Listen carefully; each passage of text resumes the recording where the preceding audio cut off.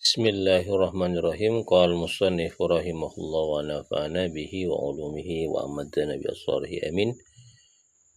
Al-babu tsalis fi ikrami ahli al-Qur'an wan nahyi an adzahum. Bab yang ketiga ini membahas tentang kewajiban menghormati ahli Quran dan juga larangan menyakiti mereka. Qala Allah azza wa jalla, Allah berfirman, "Dzalika wa may yu'azzim sya'airallah fa innaha min taqwal qulub." Sesungguhnya dan itu orang-orang yang mengagungkan sya'airallah, bahwa sesungguhnya sya'airallah itu min taqwal qulub, dari ketakwaan hati. Jadi saya memahami ahli Al-Quran, ya, orang yang ahli baca Al-Quran, orang yang senang kepada Al-Quran, orang yang menghafalkan Quran, dan orang yang mengamalkan Quran itu termasuk ini, ya, dianggap sebagai syairallah, syiar-syiar Allah. Wa qala Allah Ta'ala, dan Allah berfirman di ayat yang lain, "Dzalika wa may yu'azzim hurumatillah fa huwa khairul lahu inda rabbih." Dan orang-orang yang mengagungkan hurumatillah, hal-hal yang dimuliakan oleh Allah, maka itu bagus bagi orang tersebut di sisi Tuhannya. Jadi yang kedua, selain menyebutkan ahlul Quran sebagai syairullah, ahlul Quran juga dianggap sebagai hurumatullah, hal-hal yang dimuliakan oleh Allah Subhanahu wa ta'ala. Wa qala ta'ala, Allah berfirman, "Wakhfid janahaka limanittaba'aka minal mu'minin."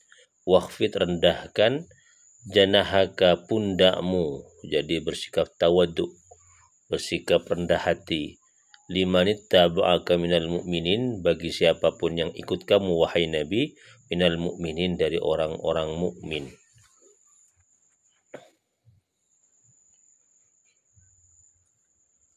Walladzi yu'dzunal mu'minina wal mu'minati bighairi maktasabu faqad ihtamalu buhtana wa isman mubina.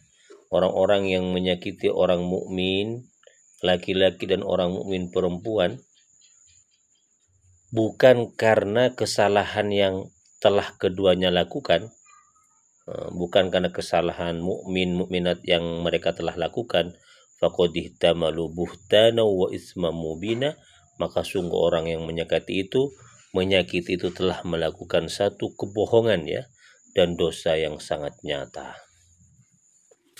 Ini tiga dalil ini berkaitan dengan ahlul Quran semua ini. Wa fil babil hadis, wa fil bab, di dalam bab ini, hadisun, hadis Abi Mas'ud Al-Ansari, sahabat Abi Mas'ud Al-Ansari, wa hadithu Ibni Abbas, dan hadis Ibnu Abbas al-mutaqaddamani, yang keduanya sudah disebutkan fil babis tsani, pada bab kedua terdahulu. Wan Abi Musa Al-Asy'ari, dan dari sahabat Abu Musa Al-Asy'ari radhiyallahu an, semoga Allah meridainya, qala Rasulullah sallallahu alaihi wasallam, Nabi bersabda, inna min ijlalillahi ta'ala, sesungguhnya sebagian dari perbuatan yang mengagungkan Allah Subhanahu wa ta'ala, yaitu ikrami dzi syaibatil muslimi. Yang pertama adalah menghormati orang muslim yang sudah sepuh. Jadi termasuk tanda, termasuk perbuatan yang dianggap mengagungkan Allah adalah menghormati orang yang sudah tua, orang muslim yang sudah tua. Yang kedua, wahamilil Quran, menghormati orang yang hafal Al-Quran. Jadi kata hamlatul Quran atau hamilul Quran ini lebih masuk kecenderungannya pada kategori orang yang menghafalkan Al-Quran, walaupun ada kemungkinan maknanya itu berkaitan dengan orang yang dekat hatinya dengan Al-Quran atau istiqomah membaca Al-Quran, menafsirinya, memahaminya, bahkan mengamalkannya. Yang kedua itu menghormati orang yang dekat dengan Al-Quran, yang hafal Al-Quran, dengan syarat apa? Aghairil ghalifih, ya, orang itu tidak berlebihan di dalam Al-Quran, Artinya ghairil ghali ini ada satu pemahaman. Pemahaman yang pertama adalah tidak berlebihan di dalam cara membacanya. Jadi bacaannya mestinya 2 alif menjadi 3 alif. Ya, makharijul hurufnya, tajwidnya itu tidak berlebihan, melebihi standar, tidak melebihi standar. Itu disebut dengan hamilul Qur'ani ghairil ghali fi.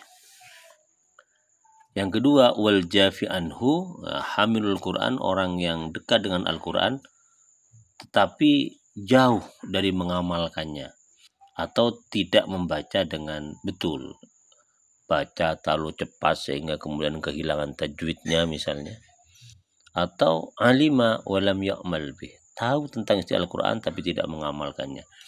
Jadi yang kedua ini saya ulangi lagi, yang termasuk dari mengagungkan Allah adalah menghormati orang yang tahu tentang Al-Quran tetapi orang itu tidak berlebihan di dalam cara bacanya dan mengamalkannya.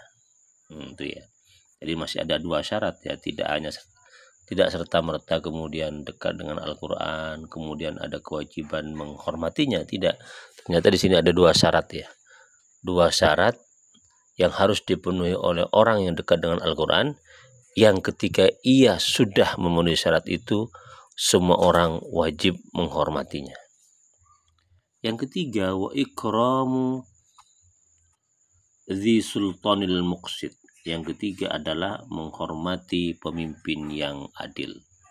Jadi kalau orang sudah menghormati orang tua, orang muslim yang sepuh, menghormati orang yang dekat dengan Al-Quran, dan menghormati pemimpin yang adil, berarti waktu itu dia sudah menghormati dan mengagungkan Allah Subhanahu wa ta'ala. Hadis ini rawahu Abu Daud wa huwa hadis hasan. Diriwayatkan oleh Imam Abu Daud dan hadis ini hadis hasan. Wa an Aisyah radhiyallahu anha qalat, dari Sayyidah Aisyah, beliau itu berkata, kata Sayyidah Aisyah, amarona, Rasul memerintahkan, amarona Rasulullah sallallahu alaihi wasallam, Nabi memerintahkan kami, an nunazzilan nasa manazilahum, menempatkan orang sesuai dengan posisinya. Jadi kalau dia itu orang yang mulia, kita harus memuliakan. Kalau orang itu ahli dalam Al-Quran, maka urusan agama diberikan kepada orang tersebut. Jadi disesuaikan dengan posisinya, kemampuannya. Kalau dia itu sayyidul qaum, pemimpin satu kaum, maka kita harus meletakkannya di posisi yang paling depan. Abu Daud fi sunanihi, ya, diriwayatkan oleh Abu Daud dalam sunannya, dalam kitab sunannya, wal Bazzar fi musnadi, dan Imam Bazzar dalam musnadnya, qal Hakim Abu Abdullah. Kau berkata Al-Hakim Abu Abdullah fi ulumil hadis, dalam ulumil hadis, pembahasan tentang ilmu hadis, wa hadisun sahih, hadis yang diriwayatkan oleh Sayyidah Aisyah di atas termasuk hadis yang sahih.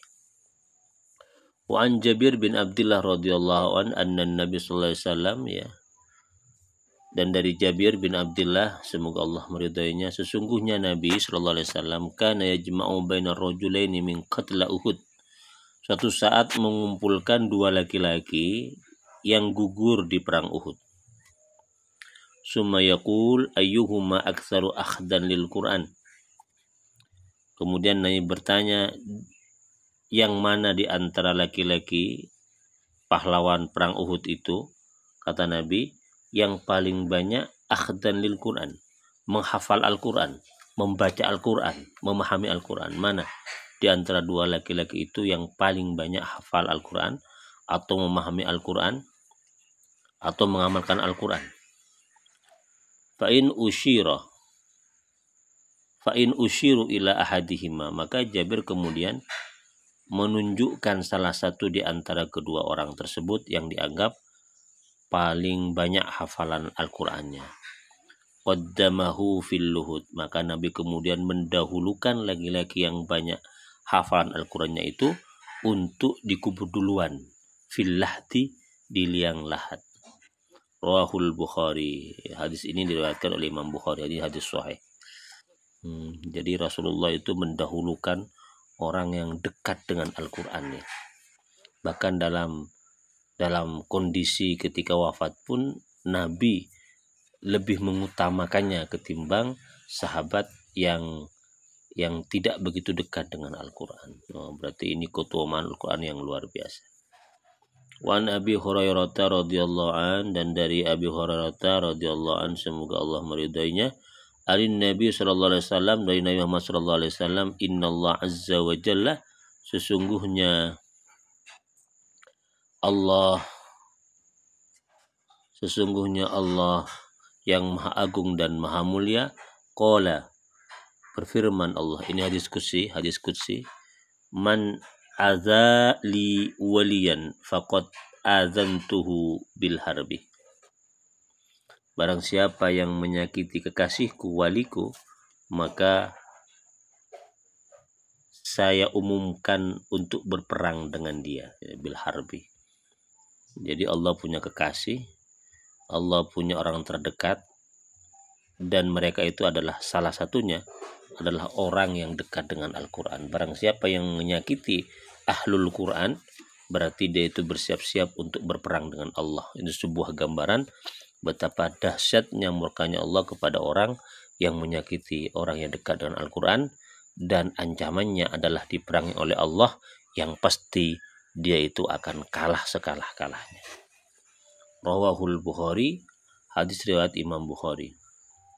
Wa thabata fi sahihaini anhu sallallahu alaihi wasallam, dan tetap dan di dalam hadis sahih Muslim ya, sahih Bukhari Muslim, anhu dari Bukhari, anhu dari Nabi Muhammad sallallahu alaihi wasallam, annahu qala, Nabi bersabda, man shalla subha fa huwa fi zimmatillah, barang siapa yang sholat subuh maka orang itu fi zimmatillah, di dalam jaminan Allah, perlindungan Allah Ta'ala.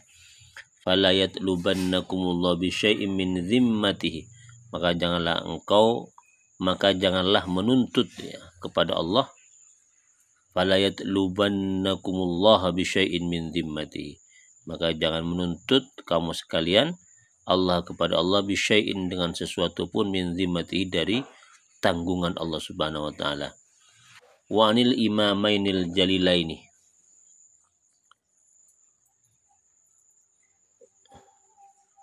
artinya begini nih, yang tadi nih, orang yang sholat subuh maka orang itu di dalam perlindungan Allah.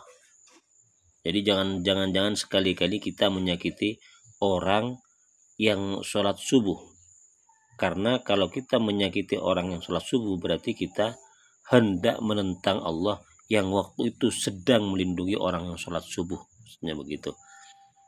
Dan orang mukmin itu kan semuanya sholat subuh, maka orang yang menyakiti orang mukmin yang sholat subuh berarti dia itu sedang menentang Allah yang sedang melindungi orang mukmin yang telah sholat subuh tersebut ya. Jadi jangan macam-macam begitu.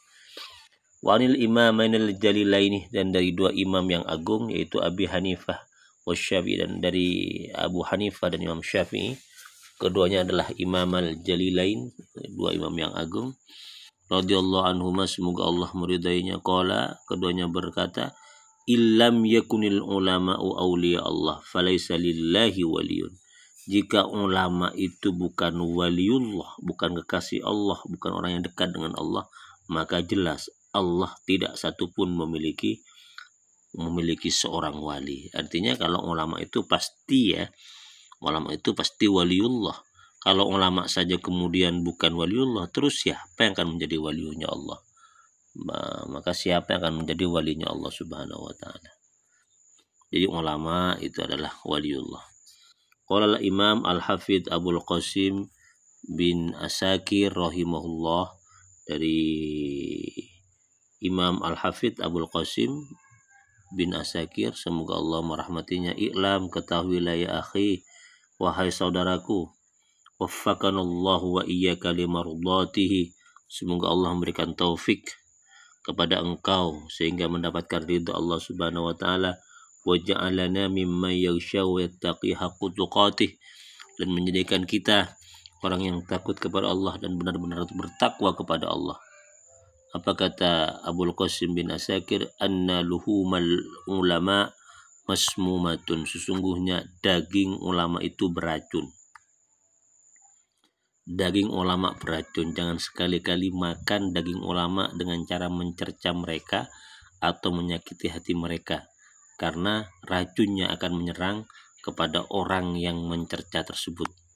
Wa'adatullahi fi hatki astari, dan kebiasaan Allah ya adalah apa? Fi hatki astari, di dalam merobek astari, hijab atau penutup, muntaqosihim, kekurangan mereka, maklumatan, sehingga kemudian diketahui aib-aib mereka itu.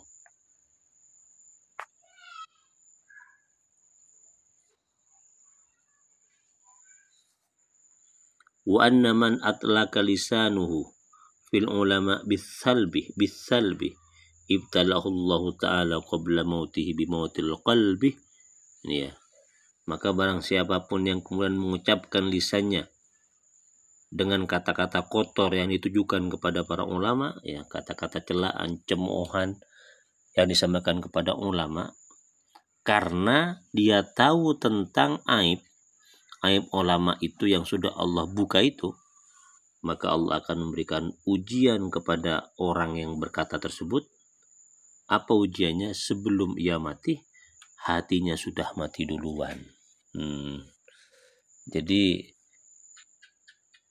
Ibnu Asakir itu hendak mengatakan begini, jadi daging ulama itu beracun. Kebiasaan Allah itu biasanya, Allah itu mencoba umat dengan cara Allah membuka tabir atau kekurangan para ulama. Jadi ketika umat tahu aib ulama terus kemudian mencercanya, ya, mencemoohnya, padahal itu merupakan cobaan Allah kepada umat, maka umat yang demikian itu akan diberi cobaan oleh Allah berupa matinya hatinya sebelum dia itu mati.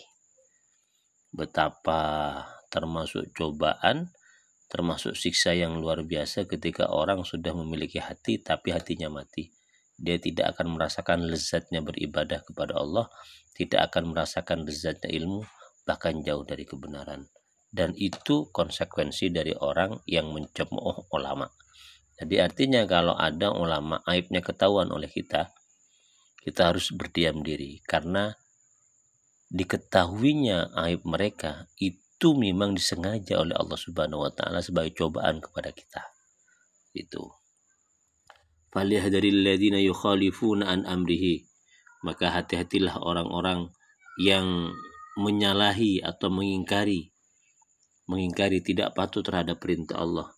Antusibahum fitnatun aw yusibahum adzabun alim, apa? Mereka akan ditimpa sebuah bencana atau ditimpa oleh siksa yang sangat pedih. Nauzubillah min dzalik. Oke, semoga bermanfaat.